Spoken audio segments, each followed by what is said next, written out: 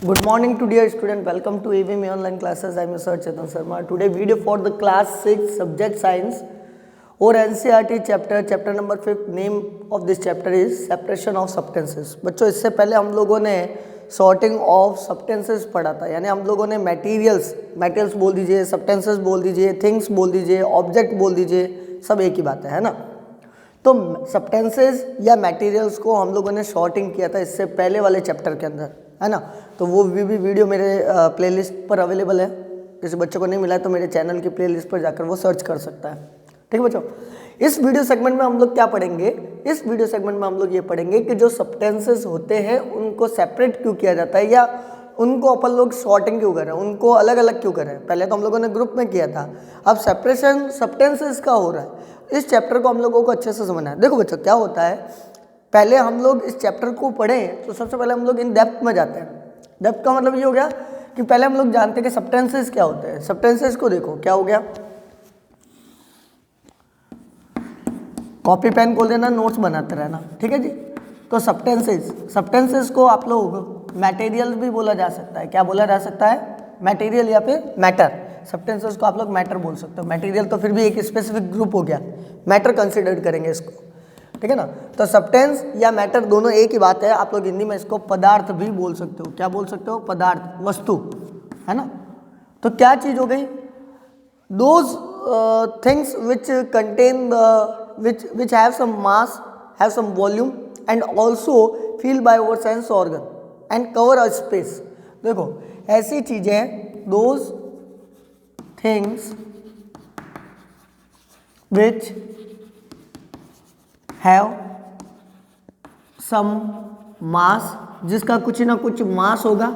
अब देखो मास और वेट, केमिस्ट्री में हम लोग एक ही चीज मान के चलेंगे, मास भी एक ही होगा और वेट भी होगा। लेकिन अगर अकॉर्डिंग टू फिजिक्स की बात करें तो मास और वेट में फर्क आ जाएगा। मास अलग चीज हो जाएगी और वेट अलग चीज हो जाएगी, है ना। वेट ग्रेविटी पर चला जाएगा। लेकिन अभी फिलहाल हम लोगों को एक ही चीज माननी कि हम लोग केमिस्ट्री के अकॉर्डिंग पढ़ रहे हैं इस चैप्टर को। तो those things which have a mass, जिसका कुछ ना कुछ मास होना चाहिए, एंड प्लस क्या होनी चाहिए? हैव सम वॉल्यूम, उसका कुछ ना कुछ वॉल्यूम होना चाहिए। वॉल्यूम का मतलब मेरा मीन्स ये हो गया लेंथ, ब्रेथ और हाइट। ये 3 डायमेंशनल होना चाहिए, है ना, 3D होना चाहिए। तो उसका कुछ ना कुछ मास और उसका कुछ ना कुछ वॉल्यूम होना चाहिए। प्लस और क्या हो सकता है? हैव कवर सम स्पेस, वो जगह घेरता हो, स्पेस भी कवर करता हो। अब देखो लेंथ होगी, ब्रेथ होगी, हाइट होगी, वॉल्यूम होगा तो स्पेस भी कवर करेगा ही करेगा। जैसे बोर्ड इतना स्पेस कवर कर रहा है ना, तो बोर्ड की भी लेंथ होगी, ब्रेथ होगी, हाइट होगी। और बोर्ड को अगर मैं देखूंगा तो इसका भी वेट मेजरमेंट होगा, तो मास भी होगा इसका। तो ये एक प्रकार का क्या होगा? ये एक प्रकार का सब्सटेंस हो गया, है ना। तो सब्सटेंस का मतलब क्या हो गया बेटा?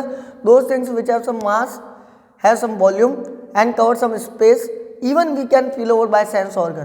Plus even we can feel by over sense organs, हम लोग उनको अपने सेंस ऑर्गन से फील भी कर सकते हैं। सेंस ऑर्गन का मतलब ये हो गया कि भाई हम लोग उसको देख सकते हैं, छू सकते हैं, उसको टेस्ट कर सकते हैं, लाइक दैट, है ना। तो हम उनको फील भी है। ऐसे सब्सटेंसेस को हम लोग क्या कहेंगे? मैटर कहेंगे। अब बात करते हैं तो सब्सटेंसेस नेचर में होते कितने टाइप्स के? तो देखो बच्चों, सब्सटेंसेस जो है अगर मैं बात करूँ तो इसके ब्रॉडली 2 टाइप्स देखने को मिलेंगे।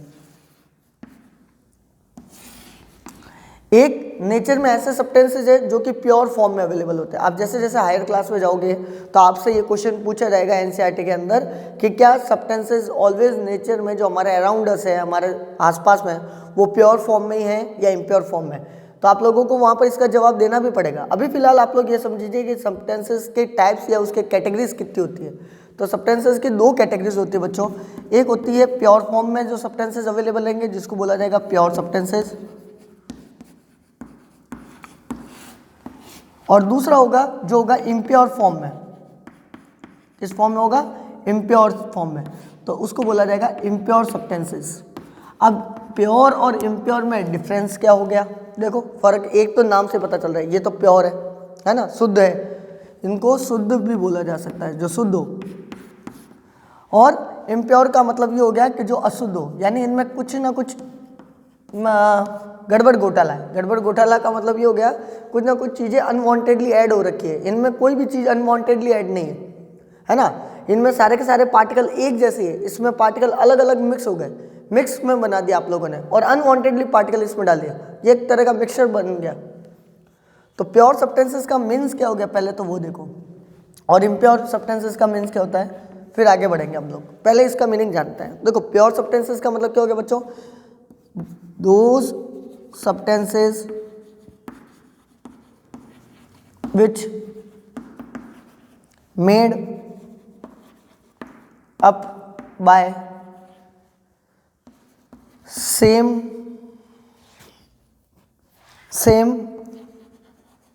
constituents, same constituent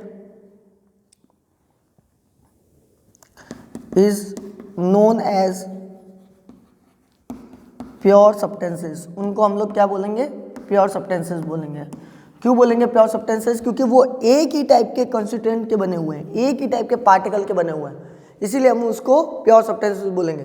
तो नेचर में ऐसे प्योर सब्सटेंसेस हो कौन से गए, तो देखो नेचर में प्योर सब्सटेंसेस आप लोगों को एलिमेंट फॉर्म में देखने को मिल सकते हैं।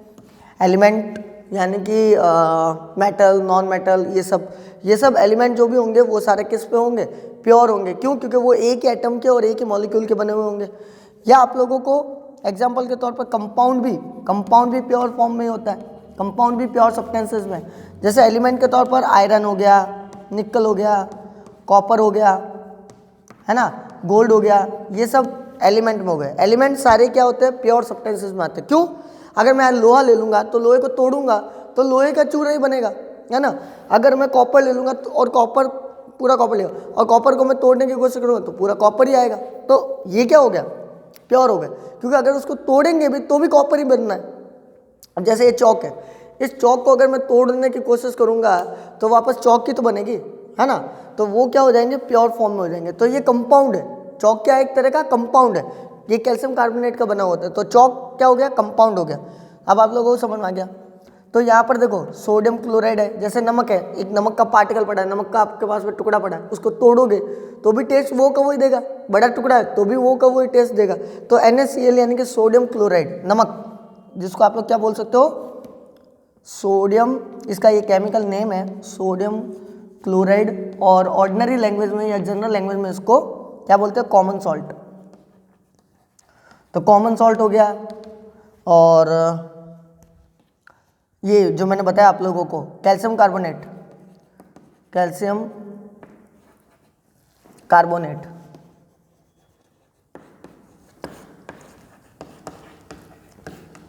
यानी कि चौक, ये आप लोगों का क्या हो गया, ये आप लोगों का कंपाउंड हो गया। तो कंपाउंड या आप लोग बोल दीजिए एलिमेंट बोल दीजिए, दोनों ही कैसे होते हैं बेटा, नेचर के अंदर प्योर फॉर्म में होते हैं। तो इम्प्योर